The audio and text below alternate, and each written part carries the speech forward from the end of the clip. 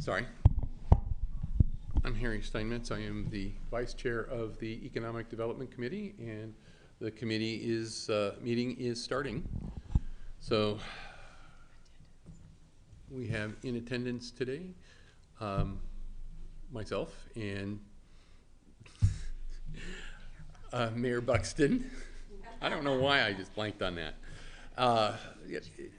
And the chair, Jeremy Netting, is on his way, so I'll be running the meeting until he gets here or we finish. So the first item on today's agenda is the approval of the January 25, 2024 minutes. Do I have a motion? So moved. Second? That would be a pass, and it passed. The second item is the approval of the 2024 work plan. That is listed on the agenda. And are there any comments? No, I move that Okay. we go ahead and pass the 2024 work plan for Economic Development Committee. And I'd second that, and therefore it has passed. So, and then the third item on the agenda is the development essentially of short-term and amenities rental regulations for the city. And City Attorney Tim George, or acting city manager, interim city manager, and sometimes city attorney, yes. Tim George will brief us on that. Thanks. So we provided the committee with a memo related to short-term and amenity rentals. So currently Des Moines does not specifically call out any sort of regulations that would permit or that would address any sort of issues with short-term rentals or amenities rentals. That's something that almost all cities have adopted codes to address short-term rentals, Airbnbs, Verbos, anything like that where you're renting your unit almost like a hotel room for a very short period of time to a private party. These are very popular. They're more popular in tourist areas, and in some cities they've taken efforts to really almost prohibit them or do other things that make them very difficult to operate, because what can happen in a tourist area is that the locals that live there can no longer afford to buy homes because the homes are being bought by investors and they're renting them for hundreds of dollars a night, and they're worth a lot more on the short-term rental market than they are if someone were to buy or rent them for a long-term basis. That's not really the issue in Des Moines because we don't have a large tourist destination market where there's a big demand for tourist rentals.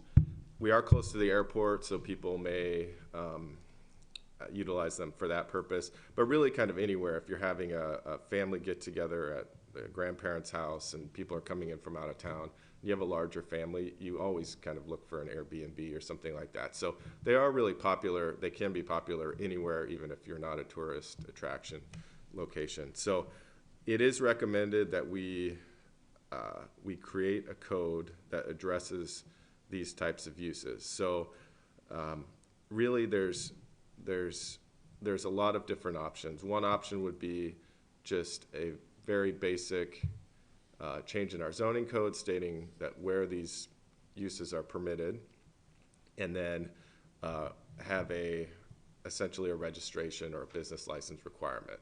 Just letting the city know this is we use this property as a short-term rental unit, and if there are problems at the property, the city can then look at the license and say, this is the person we need to contact, because you're not going to contact the short-term renter.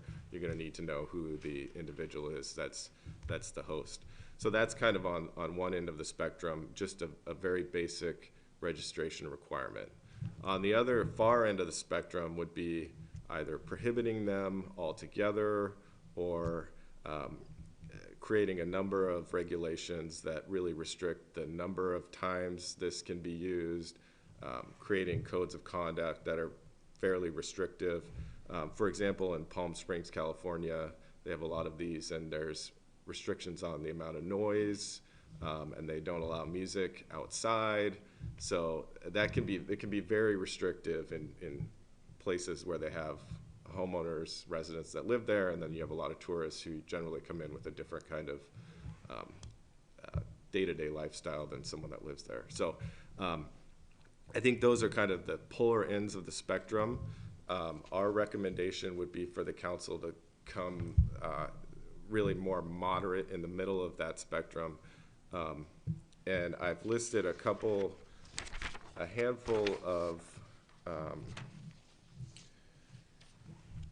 so there are some policy objectives that were identified as potential for the city of Des Moines, and that generally you'd want to ensure that short-term rentals do not negatively affect property values, ensure that homes are not turned into pseudo hotels or party locations, minimize public safety risks, ensure short-term rentals are taxed in the same way as traditional lodging providers to ensure a level playing field, give property owners the option to utilize their properties to help make ends meet,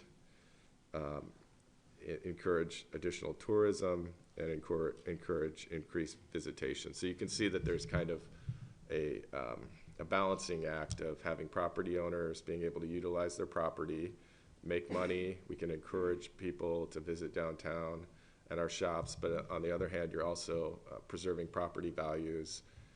You're increasing public safety by making sure that you're not just hosting problem houses, right? So with that in mind, some items that, and we had a consultant do a review across Washington State of city codes, and she identified a number of items that were fairly consistent and fairly moderate in regulating short-term rentals. One was a registration requirement, so an application with the city, and some of these have more requirements than others. With that would come a local fee, a fee for reviewing that application. Decision on zoning.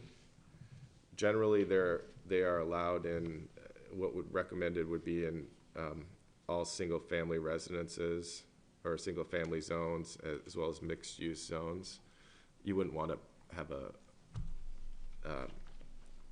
like an Airbnb in the business park, right? You'd want to keep it in a residential zone. Generally setting occupancy limits, which would be usually governed by the building code, so that you didn't have 100 people in a small house. Parking would also be an issue if you had a home on a cul-de-sac or something and they had 20 people renting it out every night and the cul-de-sac was always full. That could be something that could be an issue. You'd always want to have a local property representative so that the city could know if there is a problem at the house, they know who to call.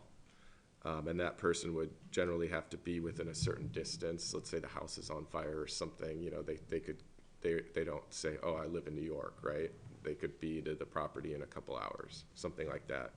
And then noise control, that is also governed by our municipal code with noise violations, but tying it to a rental license could be something where if it was consistently abused, the city could take action, not only in citing the property owner for the noise violations, but ultimately revoking a permit. And then finally, another provision that was generally in these codes is solid waste collection. Something, if you have a short-term rental, generally they're going to produce a larger amount of garbage because they're buying all their groceries and other things, and then when they leave, they usually just throw everything away because they're not going to take their groceries on a plane. So, so that having additional solid waste requirements will help out. So those are kind of the general items that we saw that would allow people to operate under a general framework that would allow the city the ability to ensure that these properties aren't negatively affecting the properties around them, but would still allow the property owner to utilize their property in a way that could make extra money. So this is the general framework that I would recommend that we move forward and create a code that we could then bring back to the council with these provisions, and then the council could consider them and decide whether they felt they were too restrictive or less restrictive, and if they wanted to change some of those. So that would be the request at this time. But I wanted to address one other thing, and that was the amenity rental piece, where you have properties. It's popular now. The one that we've heard about is a swimming pool, but there's also options to drop your dog off and essentially rent a yard or something like that. So people are getting creative with these things, and that's not a bad thing. It allows people that don't have access to some of this stuff to use it without buying it, right? And it also allows people that do have it to make some extra money. So our recommendation on that is to essentially include the amenity rental piece in with the short-term rentals, that they would generally have to abide by the same code of conduct and the same registration requirements. Specifically for the pool, which is the piece that we've had that kind of initiated this, my recommendation would be that we move forward with conditionally allowing them to operate while the council debates this ordinance. And I think doing that would allow us, one, if there are issues that are occurring there, that as we craft this ordinance, we'd be able to consider those in the process. And if there aren't, then essentially we're moving to the point of permitting this use anyway. So it would allow them to operate while we're working towards allowing the use to continue. Is there questions about that or comments? About that particular. About anything. I know I've talked for quite a bit here. Tracy? Well, thanks. Mayor Buxton? Thank you. I have, as already expressed, I think when this came up a while ago, I'm ambivalent about this. I have several concerns because I don't generally like going beyond what the state requires or beyond what a larger government entity requires. I feel like a lot of times our smaller communities are a little bit overburdened. And so if I agree with some of these things, I'm going to be very conservative about it. I'm going to be pushing for less regulation. But I guess one of my questions would be, how many of these things that we are wanting to protect people from, how many of them have already been a problem? For example, has there been a party house? How many times has our police been called about a disruptive party in an Airbnb, let's say this year, or like within the last 12 months? I can't answer that question. And Okay. I think part of that is because we don't have, I couldn't tell you if a house was an Airbnb or not. Gotcha. Because we don't require them to register. So I had a few questions along the exact same line, like how many times, how many times have we had some of these problems that we're trying to solve with this? How many times has it been a problem? I think Go if I can ahead, kind of Harry. answer a little bit of that is that part of the problem is we don't know. Mm-hmm. We don't know what's an Airbnb and what's not. If police are called to a loud party, it's just a loud party. The property right behind mine did convert, there are two houses on it, and the house closest to Marine View Drive is an Airbnb or VBRO rental, and they did have people in there that were loud, causing a problem. They were called twice over the weekend. The second time they were called because one of the people in the house was shooting down Marine View Drive at one of the other people that were leaving the house. So there have been some pretty severe incidences. Now, I happen to know who owns the property, and that would have been figured out. But if we don't know who owns that property, and whether they're, approving of it being used as an Airbnb, because there are duplicitous ways of going about that, then there's a problem. We need to make sure that the property owner is aware of the use and is either has available or a representative available within, I think within the city limits is where I'd put it, to respond when there's a problem. And this is a way to accomplish that without limiting the ability of those who want to turn this into a revenue generating process to do it. But it's, you got to get a hold of the problem and identify it before some of those statistics can be generated. Okay. Noted.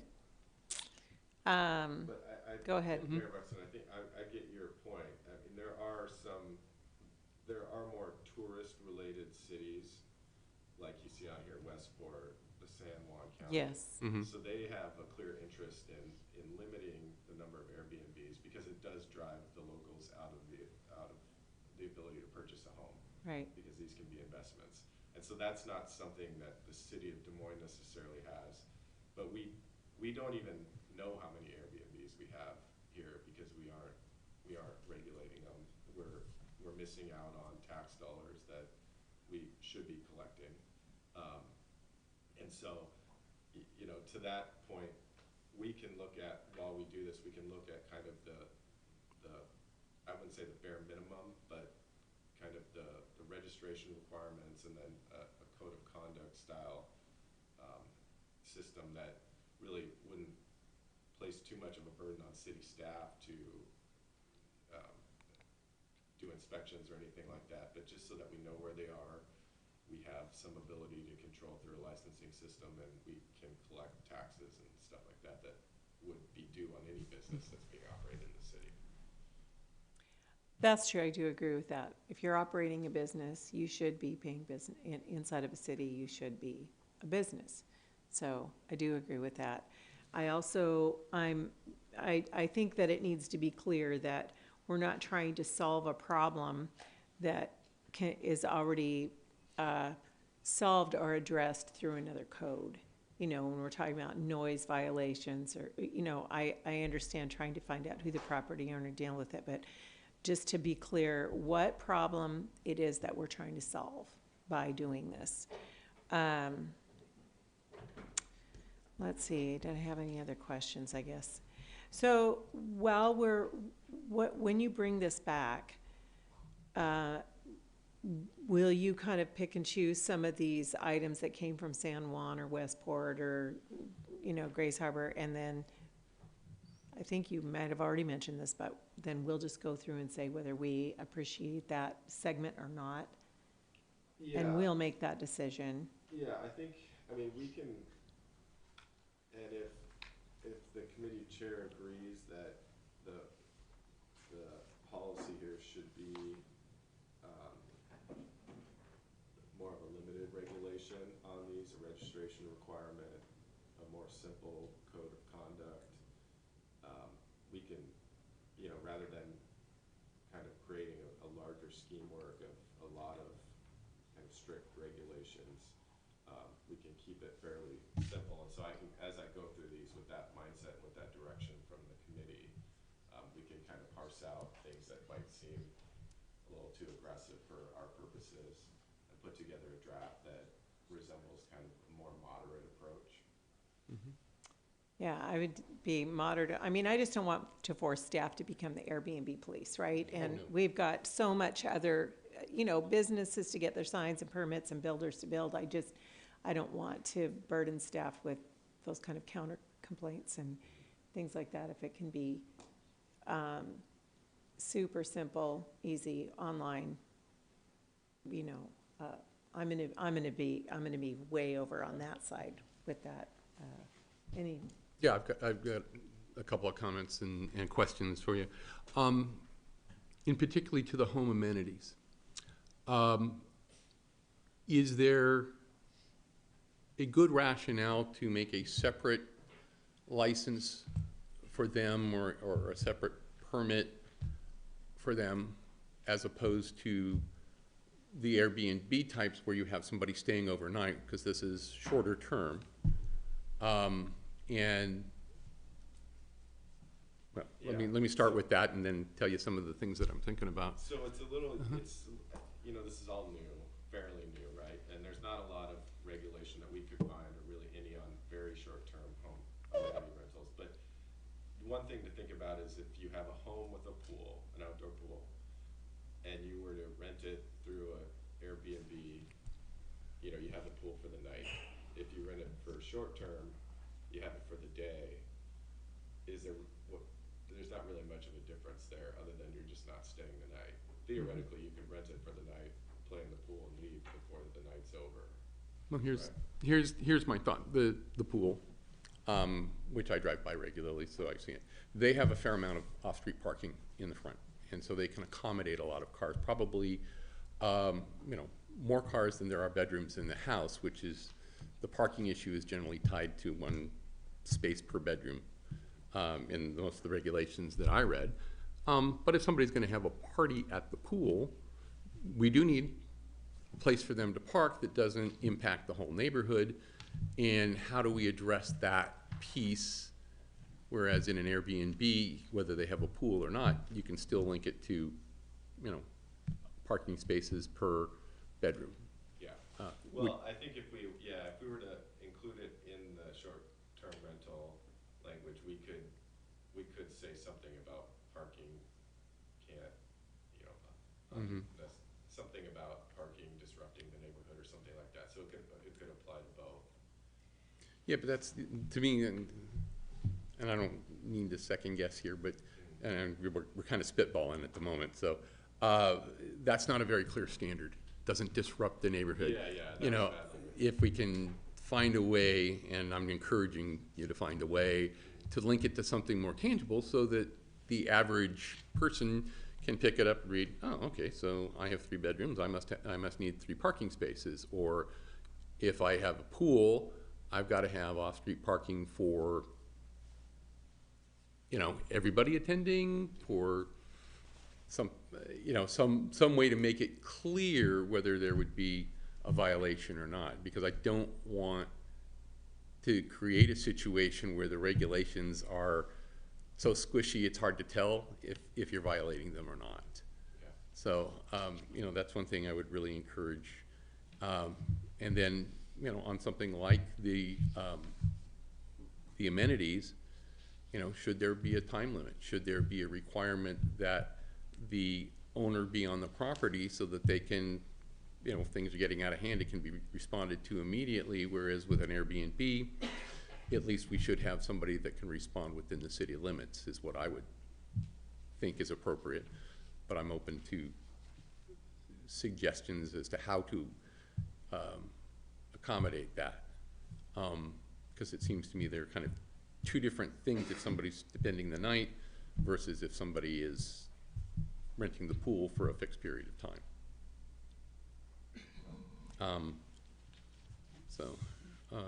Let's see. I do have a little bit of input on that if Mhm. you're- before you go to the next subject. Yeah. So renting amenities is a little bit more like running a business than an Airbnb, meaning that I'm trying to think whether it's dogs or a basketball court or a tennis court or a pool, you've got a host, meaning somebody who's operating the business and they're hosting you there, kind of like you have a brick and mortar business where you have to be there and you're serving somebody, whether it's food or you're selling clothing. So I'm wondering if there might be some kind of a weighing of when you have if let's say you're selling insurance out of your home, I think we've got something in a business code, like you have to have so many parking spaces depending on what kind of a business you're operating. There's like this, no matter what you're selling out of your home, you have to have a certain amount of parking spaces depending on what you're selling or how many guests the city thinks that you're gonna have or you think.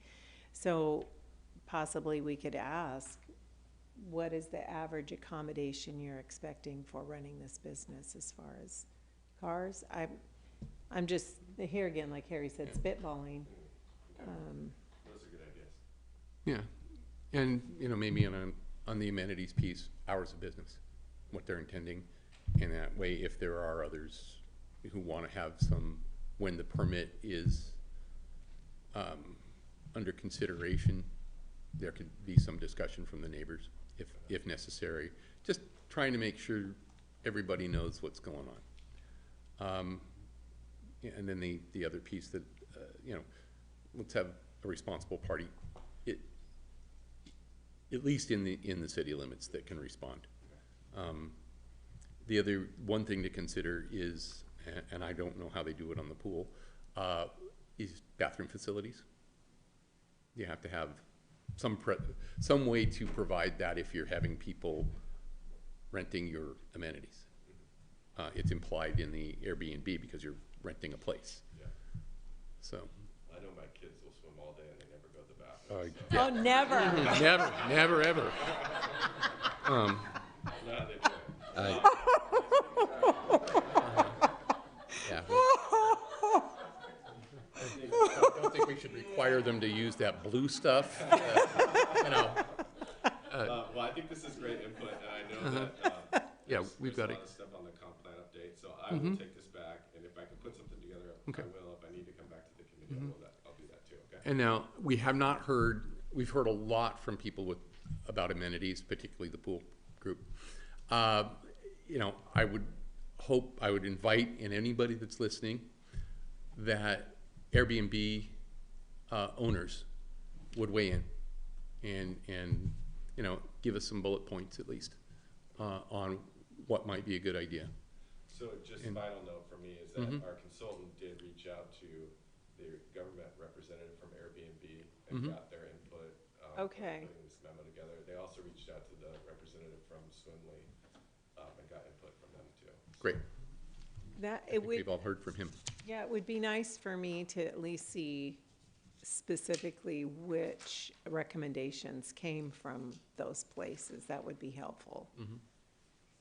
And then the last question you had here, should we allow operation while the council debates? I almost think it would be unfair to not, well, I don't know what's happening right now. Are we not allowing operation? We are currently not allowing the pool to operate. Okay, But I think that, you know, if we're moving towards what sounds like permitting this type of use in our code, I think that allowing them to operate, or others similar to them to operate while we go through this process will then allow the council, if there's input from other people. input if there's from concern or neighbors, anything input like from, that we Okay. can hear it first before we act. Now, can the city then give a provisional use permit or something like that? Yeah. Okay, and deal with that. Okay. I would have no problem with that. Do you need anything more than the committee saying, yeah, that sounds reasonable while we work this out? yeah, it sounds like right now on the knee jerk, yeah, that sounds like reasonable to me. It's a good way to gather information. Okay, So, thank you.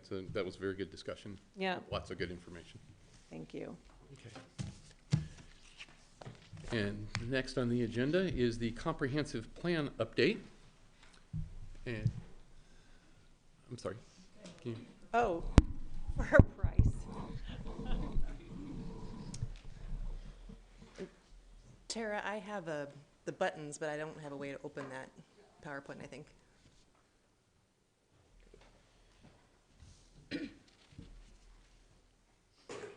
Okay, so Laura Chichico,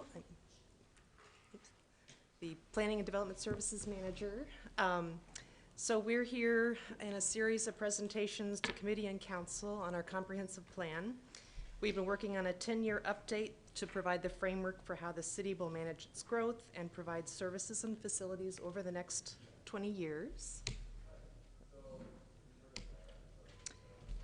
And in previous presentations, we've described the public engagement activities that we've performed, survey results, and throughout, city staff and our consultant, AHBL, have been working on updates to each of the chapters in order to reflect new laws and requirements, demonstrate our capacity to meet growth targets, respond to changing conditions and developments that have occurred since the last plan, and address public outreach comments that we've received. And so we are kind of in the middle of this process now. We're incorporating the research that's been done and comments that have been received. And so over the next few months, we'll be bringing drafts of the chapters to the Economic Development Committee and other committees for discussion, starting with the first two chapters tonight, the introduction and the land use element. These have been provided in the packet in track changes format, and the comments have been color-coded in the sidebar to distinguish whether these are housekeeping items, they're being updated for consistency with state, regional, or county code changes, and or if there's a policy question for the council committee. So for starters, I'm going to turn it over to Alicia Jacobs to talk about the first chapter, which is the introduction. Yes, so the first chapter of the comprehensive plan is the introduction, which provides information about the Des Moines community, outlines the shared vision for 2044, and gives an overview of the Growth Management Act, the countywide planning policies, Vision 2050, and the comprehensive plan. So in the 2022 legislative session, HB 1717 was passed, which is about tribal participation in planning. And it defines the parameters for cities and tribal governments to coordinate. We have historically involved tribes in noticing and collaborated with tribes on larger projects like Soundview Park and the Marina Steps project, which is underway, and this House bill gives us another opportunity to collaborate with tribes. As part of the comprehensive plan process, we sent letters to 8 tribes, which is more than we usually notice, and we met in January. We met with the Puyallup tribe liaison and discussed various mutual areas of interest. So this is an example of a tribal acknowledgement, and we have some examples of tribal policies. The acknowledgement was embedded in the council packet on page 1 of the introduction, and the importance of tribal acknowledgements is on page 2 of our memo. Tribal acknowledgements, some are larger than this, some are smaller than this. This is just our draft that we have right now.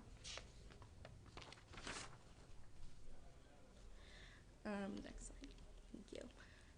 We do have some general questions and then a couple policy questions. I'll start with the general questions and then we can discuss. So the first one is, should the style of language about our community and we plan for be maintained, or does council want to shift to a more traditional approach, such as referring to the community, the plan addresses, etc.? And this would guide the entire comprehensive plan. Our second general question is, do the proposed changes to the why is the comprehensive plan important paragraph reflect the desired direction and outcomes for the city?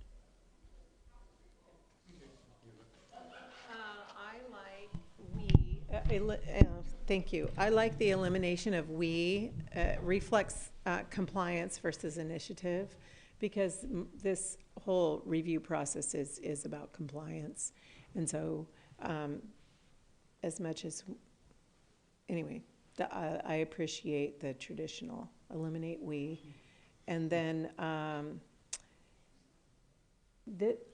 is this part about the tribal inclusion here? I'm trying to think. The land acknowledgement question? Mm-hmm.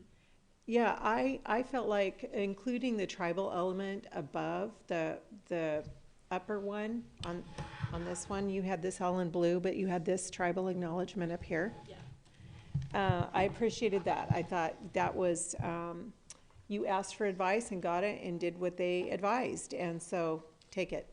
That's how I felt about that. And then because I felt like the abbreviated form was guiding, clear, and honoring. And then also the question about the word Salish versus Puget Sound. Salish, it's a tribal acknowledgement, and the word Salish is honoring. It's this whole segment about honoring the history.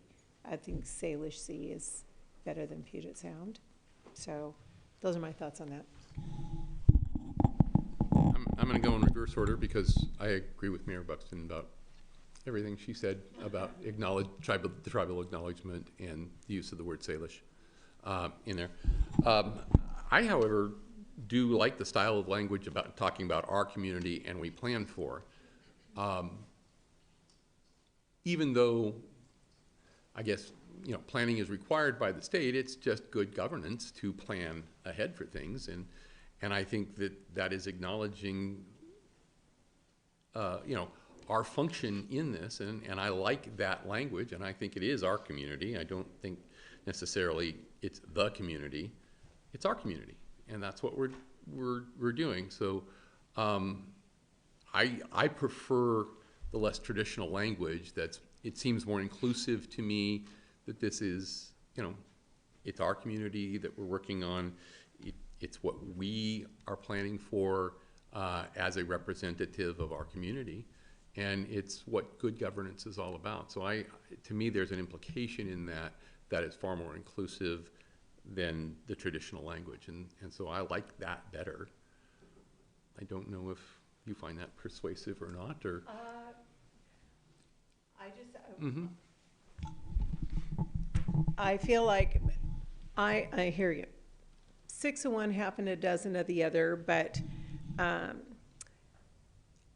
none of these things were done, not that we wouldn't have done if it was brought to us, but all of these things we're complying with. They're good ideas. It's just that it came down from the county and PSRC and the state. And so without reading through all of the changes, I like the word "we," but it gets to the point where if some of these things can end up becoming difficult for the community and possibly for businesses or whatever, not that they're not good ideas, but it's nice to be able to say, well, we did this because we had to. But if we say "we," that's fine. It's more friendly. So if you're real strong on "we," I'll go with it's not worth. Let me ask you just a quick question. Okay. Isn't there a place in here that, you know, that acknowledges that we're meeting requirements from other governmental agencies, or, you know? Yeah, it's a mix of, you know, input from the community and legislative requirements, and, you know, so it's a broad span. I could just, for context, say, you know, the current comprehensive plan states "we" and "our" throughout, and so it would be a change to go to the "thee," but maybe more common, but yeah, it is kind of that balancing of inclusivity versus. I like the "we" and "our," but I do, you know, I don't mind some acknowledgement throughout at the appropriate points that, you know, we're doing this because we have to, we're required to, something along those lines. I don't know, that's not real clear direction, but at least that gets in your concept. And I'm good, whatever, so at this point, whatever you decide to do, good with me. Okay, So, thank you. It's not, not, Certainly, we can take a look and see if there are sections that might be more appropriate than others, but yeah. okay. Mhm. That was all I had for that page. Mhm. I think, did we answer both of the questions you had there? The second one, to the proposed changes. This one. And you'll have to. And then we have some policy questions as well.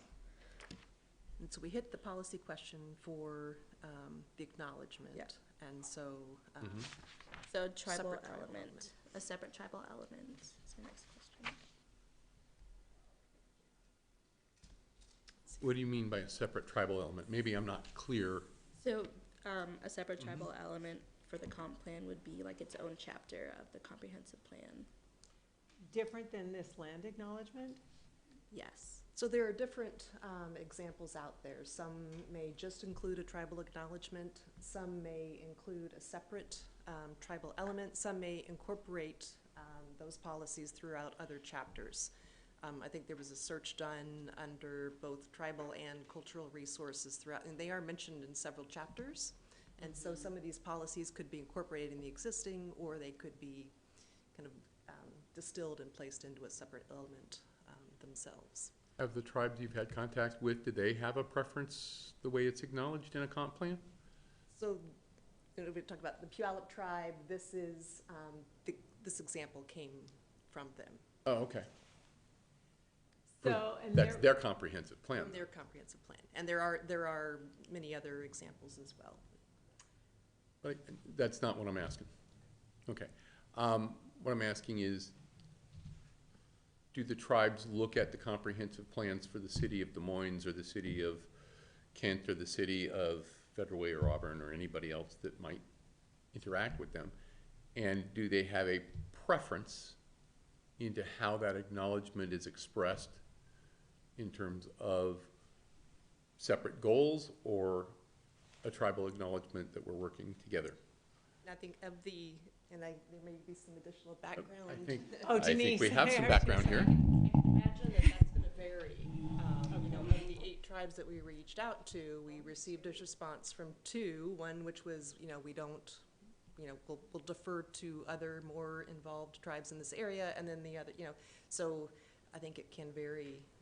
And I think in this case, you know, the tribal acknowledgement is just acknowledging that we are living on lands that were historically owned and occupied by the tribes, whereas the actual tribal element has goals and policies and strategies where we work together. And so, for example, the Puyallup tribe had a number of interests that were really important to them. So water quality and fisheries and shoreline issues and cultural resource issues were really important to them. And so, not to say that all of these policies are listed, but this was actually it was a good example of a very succinct element, a one-page element that talks about ways that we could better collaborate with the tribes. And so it could be a matter of, I know for Soundview Park was probably a good example of where we did a lot of collaboration on how can we celebrate this park and how can we incorporate tribal elements.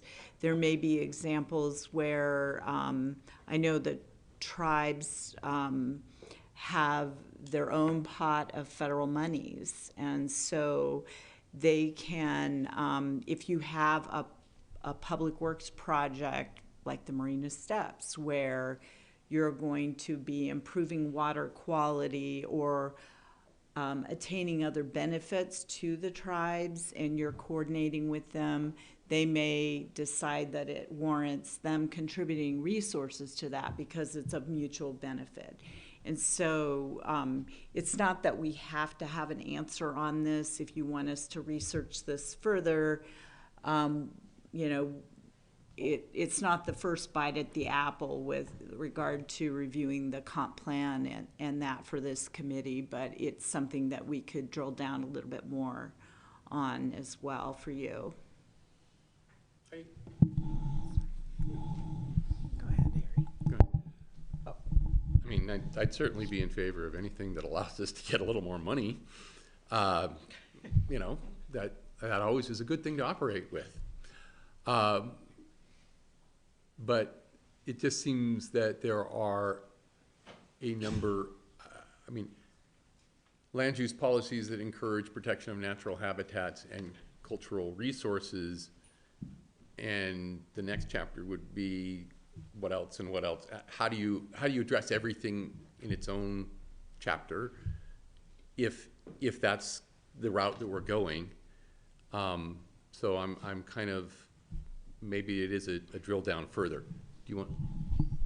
Well, go ahead. It looks like Okay. Denise You have had an an answer? answer. That's for- okay. I mean, we can definitely, when we met with the tribal liaison with the Puyallup Tribe of Indians, they did, you know, give us the example of both the acknowledgement and the tribal element. And so I think other jurisdictions, I haven't looked at all the different jurisdictions, whether or not they have tribal elements, but I could see a benefit to us just because we have a lot of shorelines, we have a lot of natural resources, fisheries resources, clamming areas, and then a lot of water quality issues that could require maybe something more specific. But there are a few, there were only 2 places where we actually talk about tribal coordination or the tribes at all in the comp plan. And so we can go back through and look at opportunities. I know the parks element in particular, because they do a lot of, it's more focused on cultural culturally appropriate resources or services in that, which makes sense because of the population that they serve. And so just thinking about ways that we could either elevate those within the individual elements. And so maybe what we could do is bring that back to you, so you can rethink or, reconsider whether it makes sense to have its own elements, or is there enough comfort to know that we have new policies in the land use element, the environment element, the, whatever the other elements that might be capturing that. Okay. I am in favor of a little bit more broad umbrella terms that gives you guys some freedom, gives people a little bit of freedom, that doesn't nail things down quite so tight, but it kind of colors the document. So if you've got some general statements that can be easily referred to either by a user or by staff, and it gives you the freedom to be creative or to act, but it doesn't nail everybody down to the floor, right? So as long as we're honoring, this is my opinion, as long as you consulted with the tribes and we're honoring it with what we put in there, but it gives freedom and creativity, then I'm good. You guys have a lot to do, so. Okay.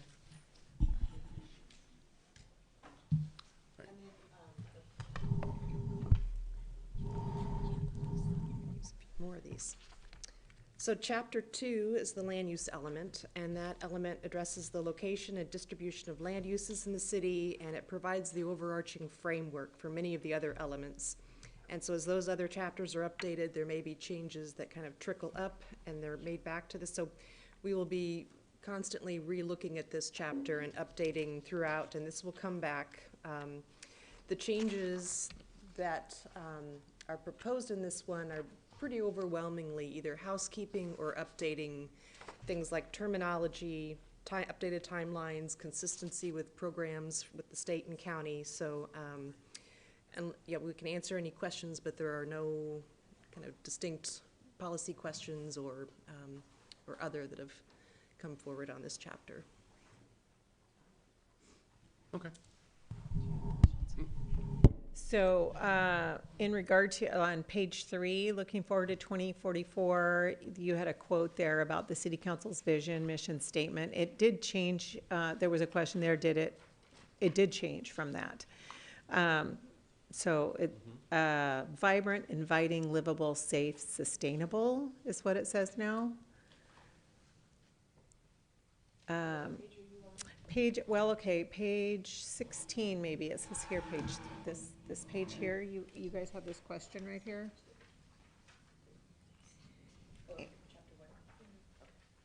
Okay, right here, right below this little circle? Okay. I suppose in regard to our previous conversation just that we had, you could amend the bottom, while preserving our past. You could maybe amend it to honoring our history, considering the tribal input that we just had. But I don't know if and then the council would just need to agree with that, because this is part of our mission statement. Then on page 17, is this part of the input here too?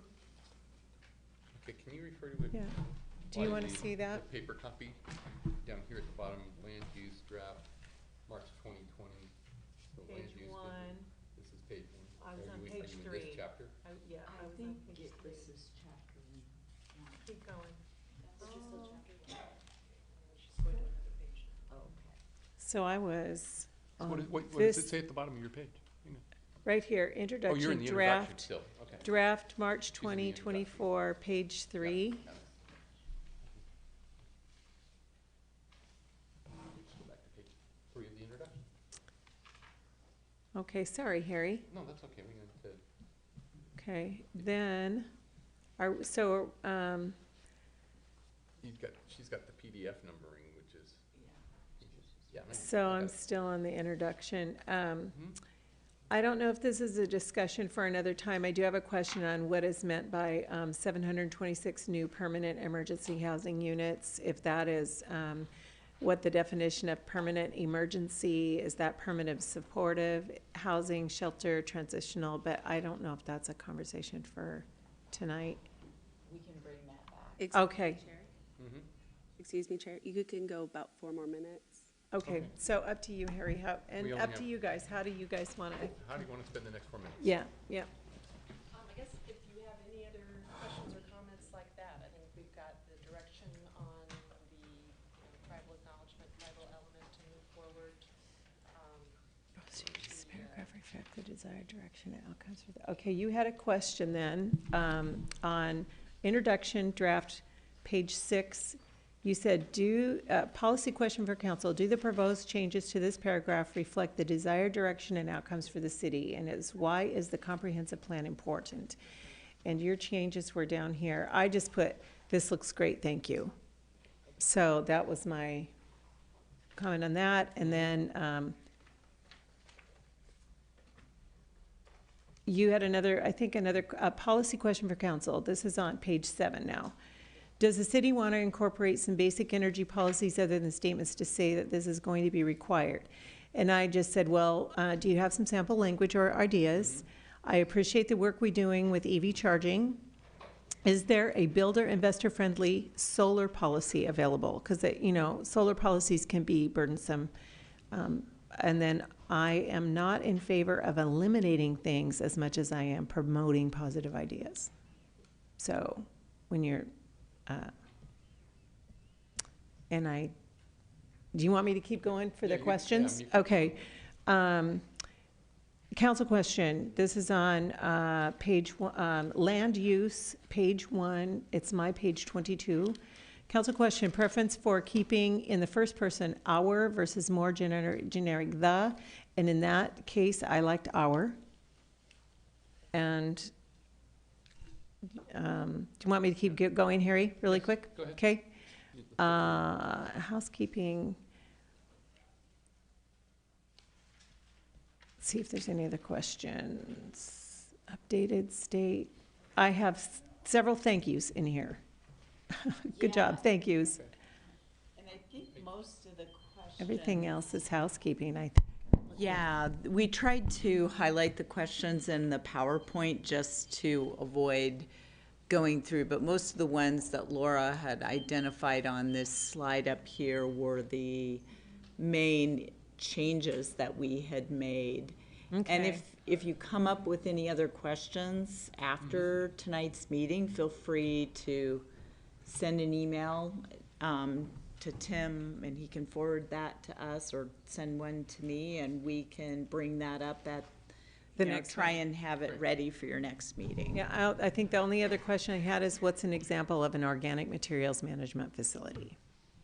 Okay. And that was it. Thank you. Cool. Thank you. Do I have a motion to adjourn? Lots of work. Do I have a motion to adjourn? Motion to adjourn. We're adjourned. All right, thank you. Thank you.